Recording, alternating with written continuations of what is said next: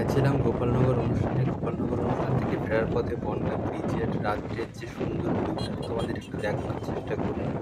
তাই গাড়ি থেকে ক্যামেরাটা বের করে ভিডিওটা করলাম। আর দেখো এখানে ক্লক টাওয়ারে এখানেই মতিগঞ্জ বলে। মতিগঞ্জ থেকে আমাদের বাড়ি আসতে হয় ট্যাংরার অটো ধরে। তো ক্লক টাওয়ারটা দেখো কত সুন্দর লাগছে, সুন্দর লাইটিং সেট করা। এখানে এখানে একটু জ্যাম পড়েছিল, তাই লাইটিংগুলো খুব সুন্দর করে তোমাদের দেখাতে পারছি। কমেন্টে জানিও কেমন লাগলো আমার শহর বনগাঁ। তোমার শহর কোনটা কমেন্টে জানিও। কথা হচ্ছে আবার পরের ব্লগে। সবাই লাইক সাবস্ক্রাইব করে দিও।